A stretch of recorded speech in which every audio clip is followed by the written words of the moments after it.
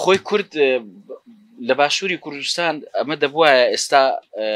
ڕاستە بەسەرەن حزب پارتی دیموکراتی کوردستان کە لە 1946 کە دروست دەبیتن بەر لەویش حزب هەبووە حزبی هیوا هەبووە ئەویش کە لەسەر دار و پەردووی حزبی دارکەران دروست دەبیتن کە بە ناوی کرێکارانی کانەکانی خەڵوزی ئیتالیا کاربۆن های بەڵێ هی ئیتالیایە بەڵام لێرە یەکشت هەیە بەر لەوەی کە حزبی هیواش دروست بیت یعنی بزانە تو کۆمەڵە کەسایەتیمان هەیە مە بۆ نمونە داوت حەیدەریمان هەیە معروف چیاوەکمان هەیە ئیسماعیل ڕواندزیمان هەیە ئەوانە هەر یەکەو لە حزبی ئومەی ئیشتراکی و حزبی دەستوری و کۆمەڵک حزبی ئیستیقلال و کۆمەڵە کەسایەتی گەورەمان هەیە جەلال بابانمان هەیە محەممەد ئەمین زەجیبەکمان هەیە ئەوان هەر یەکەو لە حزبک بووینە مثلەن ئیشیان کردیا خۆزگە سمینارەکەی جەنابەت بەو جۆرە باە مثلەن ڕەوتی پارتایەتی لە کوردستانی باشوور چکە بە دوو بەرەبان هەیە ئاگادار بنیانی لەوە خاڵەکی جەوهریە بەرەی وەکو چۆندرەی حزبە مارکسیەکانمان هەیە حزبی مارکسی حزبە چەپڕەوەکانمان هەیە زیاتر ئەوەش لە دوای جەنجی سارد و هاتنی ڕەوتی شوعیەت بۆ ڕۆژهەڵاتی ناوەڕاست ئەو حزبانە دروست دەبی دواتر باسی ڕەوتی ئیسلامی نەکرایانی ڕەوتی ئیسلامی حرەکەی ئیخوان مامۆستا باشتر شارەزایە لە یەکەم جار کە دێن بۆ ناوچەکانی هەڵەبجە و جێی نفوزی ئەوان لە ناوچەی هەڵەبجەوە دەست پێ دەکات یعنی پێم خۆش بوو بابەتی حزبایەتی مەسلەی مێژووی حزب لە کوردستان زۆر چرتر بچوو بووینە ناوی و دووەمین ئەمە لێرە دوو جۆرە حزب هەیە لە کوردستان قەنەعاتی خۆم وایە مەسەلەن ئەوە ڕەنگە بەدڵی هەموو لایەکیشمان نەبی بەڵام حزب هەیە زەروڕەتی نەتەوەیی دروستی کردیە ضرورەتی نەتەوەی و ضرورەتی تاریخی دروستی کردیە حزبی شەیە بەسەر کۆمەڵە خەڵک بەسەر لە حزبک تووڕە دەبنیانەوە تا لە حزبک واز دێنن یانەوە تا پۆستەچیان نادنێ حزبک دروست دەکات کەواتە لێرە کێشەکە لێرە لە چییە لێرە تاچی کورد نەگەیشتە و ئاستەی بتوانی کە حزبێکی مۆدێرن دروست بکاتن لەگەڵ بارودۆخی ئەو کاتەی بەدەر لە حزبەکانی بەر لە ساڵانی 91 و مەسەلەن دواتر بەسەر دەبینی حزبی یەکێتی دروست دەبیتەوە لە 1975 دواتر لە 76 ئەعلانی شەڕ دەکات یعنی ئەعلانی شۆڕش دەکات لێرە ئشکالمان لە تاچی کوردی هەیە بەڕاستی ئەمە یعنی پێویستە ئەتوو بەر لەوەی من تازە لەگەر ئەو برای و لەگەڵ ئەو خوشکە مناقشەکمان دەکرد لەسەر پەرلەمان بوو خۆزگەی ینی تاچی کورد ئەو واعیەتەی هەبوایە چۆن کە حزب دروست دەکا و لە هەمان کاتیشدا کە چۆن خەڵک هەڵدەبژێری بە نمونە باسی نمونەی بزوتنەوەی گۆڕان کرا معارەزە بوون یەک شتی معارەزە زۆر گرنگ بوو لە کوردستان یعنی ئەوەی کە هەستمان پێ کرد تەمەشات دەکرد معارەزە بەر لەوەی کە معارەزە دروستبی لە 2009 دەبینی حکوومەت و ئەو پارتانەی کە شەرعیەتی شۆڕش جێڕیان هەبوو نکولیان دەکرد لە بوونی گەندەڵی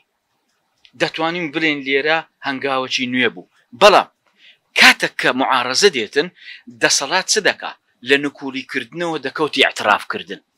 دەڵێ ئاعتراف دەکات بڵێ گەندەڵی هەیە ئەوە هەنگاوەکی نوێ بوو دەکرێت ئەوە وەکو خاڵەکی هاوت وەرچەرخانی معارەزەی کوردی تەمەشای بکەیت وەکو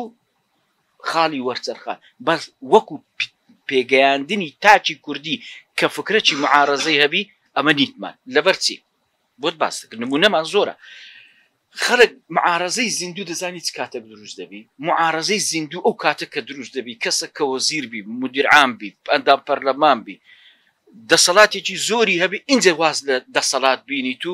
بچی ببتە معارەزە ئەوە معارەزەی تەندروستە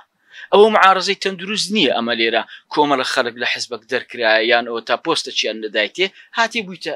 معارەزە کەواتە لێرە ئەو مشکلانەمان زۆرە ینی بەڕاستی تاچی کوردی نەگەیشتیتە و ئاستەی بتوانی کە ڕوئیەکی تایبەتی هەبی بۆ حزب چکە حزب جوانترین مۆدیلی دیموکراسی لە هەموو وڵاتێک یعنی ئێستا تەماشا دەکەی حزبەکان لە کوردستان زۆربەی هەر زۆریان هەموو یەک بیرکردنەوەیان هەیە وەرە توی تەماشای حزبی کۆماری دیموکرات کە لە ئەمریکا بە حکمی شارەزایی باشە لەو بابەت وەرە تەماشا دەکەی ئێستاکە حزبی دیموکرات و حزبی کۆماری لە هەموو شتێک لە یەکتری جیاوازن بە سەدان جیاوازیت بۆ دەبینەوە هەتا لە ڕەنگەکانیان ئەو شینە ئەو سوورە ئەو فیلە ئەو وسە لە گوێ درێژە بەو جۆرە یعنی تەماشا دەکەی هەتا ڕوئیان بۆ هەموو مەجالەکان بۆ بواری باج بۆ بواری پەنابەر بۆ بواری چەک بۆ بواری سیاسەتی نێودەوڵەتی بۆ بواری سیاسەتی خارجی بۆ بواری ناوەخۆ لە هەمووی حزب دیموکرات و کۆماری جیاوازە بەڵام چێ دەتوانانی لێرە یەک جیاوازی بۆ بدینتەوە لێرە لە حزبەکان بەعام هەبی خاڵە چیت کەس ئەوەی بامۆستا مەسعود باسی کرد ئەوەی کە کورد لە عێراق وەکو تاریخیەکان هەموو کاتێکدان بەوەی دادنین کە نزیکترین قەوم بە نسبەت کورد عەرەبە چکە توی تەماشاکە لە عێراق لە 1922 کاتێک کە مەجلیسی تەئسیسی دروست دەبی 22 کە دروست دەبی مەجلیسی تەماشا دەکەی کورد لەوێ 80 ئەندامی هەیە لە کۆی 80 ئەندام 80 ئەندام دواتر لە کۆی 88 ئەندام کورد دووبارە 80 ئەندام پەرلەمانی هەیە دواتر ئەو ئەندام پەرلەمانە دەڕۆن بۆ نزیکەی 28 ئەندام پەرلەمان لە کۆی 180 ئەندام پەرلەمان وردە زیاد بووە ئایا لە تورکیا و ئێران و سووریا ئەو شتە دیترایە نەدیترایە دواتر کە لە سەردەمی لە دوای کورد وەزیری هەبووە یعنی کورد وەزیری هەبووە یعنی ئێستا کەم خەڵکەوە بزانی کە جەلال بابان ڕێژ و زەرا بووە ئەوە زۆر میهیبە بەکر سەدقی یەک لەوانە بووە کە یەکەم فکری نەتەوەیی هەبووە بەڵام بەداخەوە مێژوو غەدری لێکردیە بەوەی کە ویستیتی دەوڵەتێکی کوردی دابنێ بە پێی هەندێک بەڵگەنامەی ئەڵمانی کە ئێستا بڵاوبوویتەوە باشە و دواتر ئەوەی کە برادێک باسی ڕەمزی نافع هەر عەمەلیەی مەئموود بەخۆی بە ناوی چییە زانیم لە چی وەرگیرایە لە کورتکراوەی شۆڕشەکەی شێخ مەحموود وەرگیرایە یعنی کاتێک کە ئەڵبانیەکان دەهێنن بەڵام بەداخەوە بە هەڵە دەکەوتەوە دەست ئینگلیزەکان لێرە تەماشا دەکەی دواتر لە بەندی لە مادەی 2 یەکسەر زۆر بە سەریحی عەبدولکەریم قاسم کە دەستورەکەی دادنێت لە 63 مادە پێکاتی یەکسەر لەوێ دام بە مافی کووردا دەلێ کوردیش وەکو عەرەب لە عێراق پێکەوە دەژێت شەریکە کەواتە لێرە دووبارە تەماشایکە لێرە یعنی کە دێتن ئەو مەرحەلە تاریخیە بەجی دێنی مەسەڵەن ئەوەی کە بە حکمی ئینقلابات و نازانم عەبدولسەلام عارف و دوای ئەحمەد حەسەن بەکر و فلان و فیسان هەتا لە سەردەمی ئەحمەد حەسەن بەکر یعنی لە سەردەمی ئەحمەد حەسەن بەکر کورد وەزیری هەبووە یعنی ئەوە شتێکی مەرحەلەی زۆر نوێیە دواتر دێنە سەردەمی مەسەلەن سەردەمی نوێ کە باز دەکرێت لە سەردەمی نوێ ئەوتە دەبینین دەستورێک دانرایە بە فکرەی کورد ئێستا عەرەبەکان زۆر جارە قسەیە دەکەن چکە بەریەکەوتنمان زۆرە دەرێ شیعە نووسیتیەوە بەڵام بە فکری کورد نووسرایتەوە ئەو دەستورەی ئێستا لە عێراقەیە خۆزگە سیمینارێکی دوور و درێژی شەبایە لەسەر ئەو دەستورە یعنی باسی ئەو دەستورەمان بکردە کۆمەڵک بۆمبی تێدایە دەستوری عێراق تاکە دەستورە نە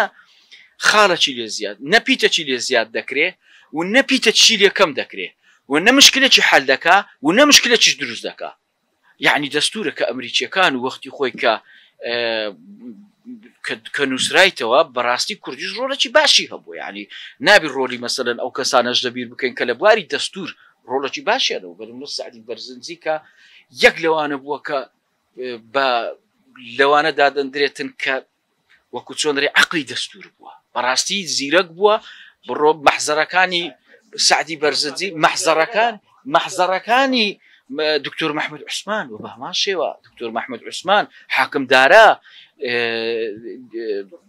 دکتۆر فواد مەعسوومیش ئەوانە هەموو دەبینی